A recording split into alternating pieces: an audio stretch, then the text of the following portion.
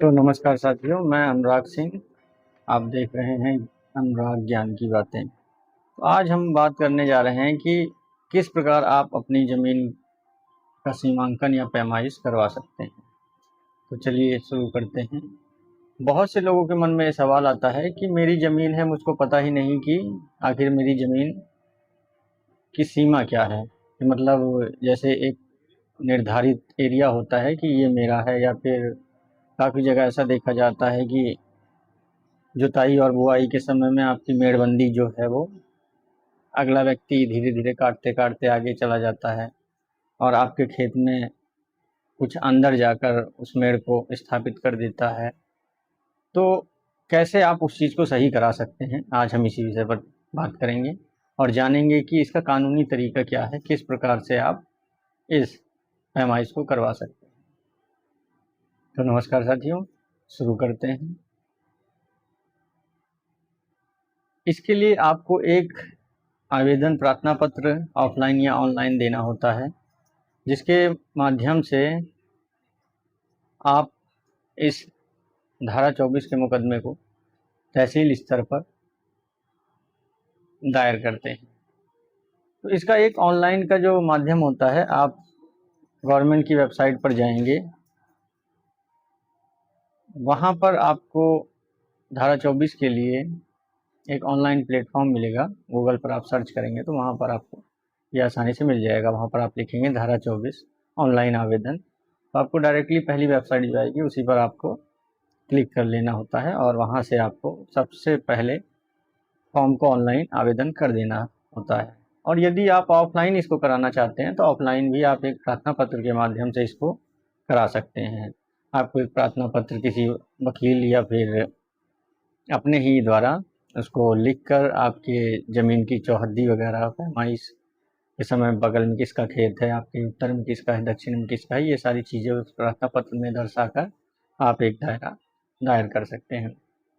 अब बात करते हैं कि आखिर ऑनलाइन जो है वो धारा 24 किस प्रकार होता है। जैसा कि मैंने बताया, आपको एक वेबसाइट जो कि राजस्व विभाग से संबंधित होती है, उस पर जाकर आपको वहाँ पे लॉगिन करना होता है। लॉगिन करने के बाद आपको अपना नाम और आपकी ज़मीन की जो खतौनी नंबर, गाटा संख्या जिसको बोलते हैं, उसको डालना होता है और बारी बारी से स्टेप बाय स्टेप वहाँ पर जो चीज़ें वो लोग पूछते हैं उस फॉर्म में फिलअप करने के लिए आता है, उसको भरते चले जाते हैं। अब भरने के बाद बात आती है कि आपने ऑनलाइन फॉर्म तो कर दिया, उसके आगे क्या होगा। तो वहीं पर आपको एक पेमेंट करना होता है, जो फीस लगभग 1000 रुपये के आसपास होती है और प्रति गाटे के हिसाब से ये फीस होती है। यदि आपका एक गाटा संख्या है तो उसकी पैमाइश के लिए आपको 1000 रुपये का जो शुल्क है वो जमा करना होगा। अब बात करते हैं कि उसके बाद आप क्या करें। जब आपने ऑनलाइन कर दिया तो उसके बाद आप क्या करेंगे। तो आपको सर्वप्रथम जो है आपका जो ऑनलाइन फॉर्म है वो तहसील के जो पोर्टल हैं, ऑनलाइन पोर्टल हैं, उस पर दिखाई देने लग जाता है। वहाँ पे एसडीएम साहब जो होते हैं, जो राजस्व विभाग का अभिलेखागार होता है, वहाँ पर आप जाकर उसको पता कर सकते हैं कि हाँ भाई, मैंने जो है ऐसे ऐसे ऑनलाइन किया कराया है और मेरा ऑनलाइन फॉर्म जो है वो सबमिट हो चुका है, मैंने फ़ीस वगैरह कटवा दी है, तो कृपया मेरी जो मेरा जो दायरा है उस पर आप कार्रवाई करें। तो वहाँ से आपको संतुष्ट पूर्वक एक जवाब मिल जाता है। और कभी कभी यदि आपको जवाब नहीं मिलता है तो आप जो है थोड़ा सा इंतज़ार कर लीजिए। लगभग 1 हफ्ते के समय के आसपास जो है ये समय लग जाता है और उसके बाद आपको जानकारी दी जाती है। अब बात करते हैं कि ये पोर्टल के बाद आगे की कार्रवाई कैसे होती है। तो जो आपने ऑनलाइन सबमिट फॉर्म किया है, उस फॉर्म को एसडीएम साहब के द्वारा या फिर तहसीलदार के साहब के द्वारा उस फॉर्म को फॉरवर्ड किया जाता है आपके संबंधित लेखपाल या कानूनगो से, और उसके बाद लेखपाल जो है वो मौके पर जाकर उस गाटा संख्या को देखता है और वहाँ पर देखता है कि उसके बराबर में किसका खेत है, उसके आगे पीछे दाएं बाएं किस किस अन्य खातेदारों को का खेत है, और वहाँ से वो सारी चीज़ें लेकर उसके बाद वापस तहसील में आता है और आने के बाद जो है अपनी आक्षा वहाँ पर लगाता है और अपनी रिपोर्ट पेश करता है कि हम जो है फला फला डेट में इस तारीख में आएंगे और आपकी जो है आपके खेत की मेड़बंदी पैमाइश जो है वो कर देंगे। तो सर्वप्रथम वो लोग एक बार जब जाते हैं तो वहाँ पे कच्ची नाप करते हैं।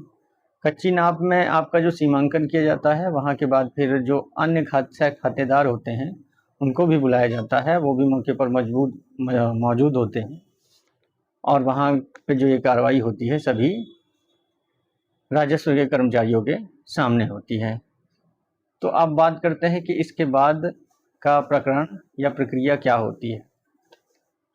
तो जब वहाँ पर प्रथम दृष्टया जाकर कानून गो या लेखपाल साहब देखकर आ जाते हैं तो उसके बाद फिर से जो आख्या बनती है उस आख्या के आधार पर उस पैमाइश के लिए एक आदेश होता है और उस आदेश के तहत तहसीलदार साहब कभी कभी कानून गो और जो आपके संबंधित लेखपाल हैं वो उस एरिया में जाते हैं और यदि कोई वाद विवाद की संभावना होती है तो वहाँ पर पुलिस बल भी आपको मुहैया कराया जाता है।